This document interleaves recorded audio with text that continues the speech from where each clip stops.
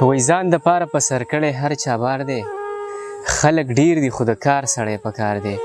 دې سړي د پښتنو قاتل بربنډ کو، د سرکار په کاغذونو کې غدار دی. اوره هر سړی خو منه د چا مه، ځان دپاره دلته هر سړی هوښیار دی. دا متل مې سل په سله حقیقت دی، چا په لاسو کې چې کار دی نو سرکار دی. هسې مه کوه بېځې بېځې شکونه، د روجې د یان خو ستا په انتظار دی. بدنام پکې صحیح دی او صحیح پکې بدنام دی. ته وګوره په دې وطن کې هر سړی غلام دی. که یو نشو قسم دی دا مې واورئ چې ورکېږو، د هر پښتون بچي ته مې بس دغه یو پیغام دی. د کومې دا سړی راځي په کور کې سړی وژني، رښتیا وایه خرڅ کړی دی په څو روپۍ خپل قام دی. د کومې دا سړی راځي په کور کې سړی وژني، رښتیا وایه خرڅ کړی دی په څو روپۍ خپل قام دی. وطن مثال د مور دی زما سر ترېنه قربان دی، نفرت صرف زما د دې وطن د تور نظام دی. او دوکې کوه د یانه منافق د ځانه جوړ کا، رښتیا سړی په دې وطن کې ښه نه دی ناکام دی. په مثال په تار روانه نابینا په لار روانه، د خپل کور روانه کوڅه کې زړه دې نشته دی سینه کې، د انسان ښایسته جامه کې خیر په شکل کې انساني، خفه نشي خو حیواني. ځان غورځې د لویه غره دین اسلام نه ناخبره راته غوږ شه، د زړه سره دې تیارو نه رابهر شه، اور لمبو نه رابهر شه، دې تیارو نه رابهر شه. ته یو څو لفظونه واوره، د خپل پلار حقونه واوره، د یوې مور د زړه ارمان شه، په مثال لکه باران شه.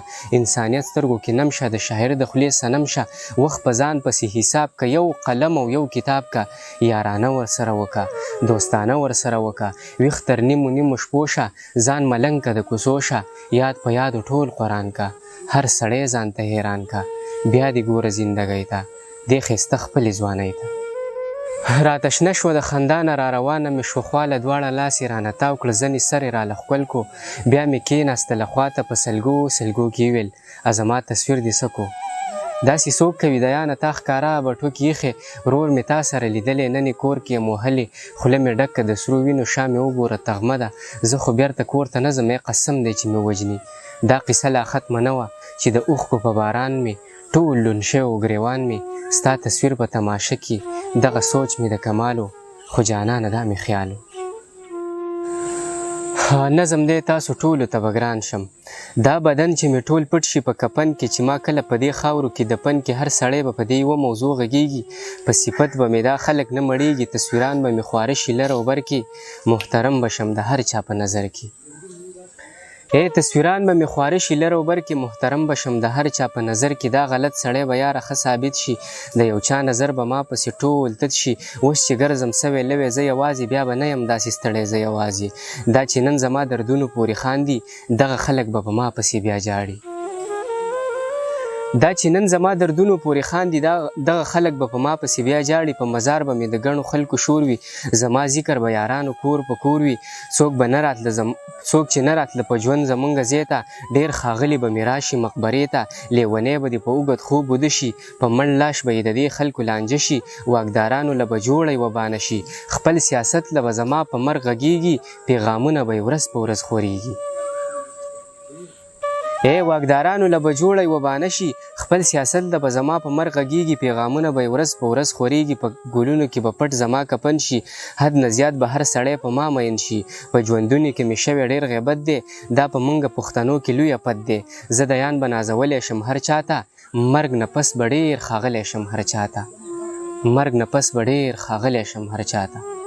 نظم دی ستا د مرګ نه پس چې بدن دې ټول راپټ شي سپین کفن کې، چې د کله تورو خاورو کې دفن کې، هر سړی به وایي چې زه د ادیرې نه، خپل پردي به دې روان شي مقبرې نه، څو ساعتونه به د خلکو دغه شور وي، یو څو ورځې به دا ګڼه ستا په کور وي، ستا بچي او کور ودانه خواږه خلک، یو څو ورځې پس به دغه خفه خلک، نوم نشان به طلالي ستا هېرېږي، په پردي واده کوژدن کې به ګډېږي.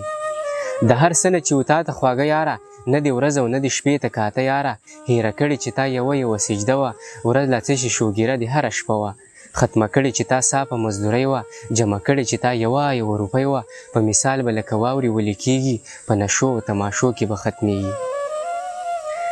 ستا بچي به د یو بل سره خندیږي، سپین بدن به دې په خاورو خاورې کیږي، په دنیا کې به ستا دا غټه ګناه وي، ستا بچي به د یو بل سره لګیا وي چې څه ګټه موږ له کړې زموږ پلار ده، ختمه شوې کله دا ځواني په کار ده.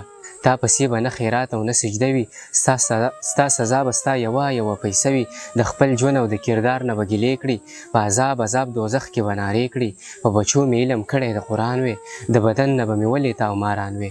حقیقت خبرې مه کوه د یانه، په چا ښې نه لګي کښېنه مسلمانه.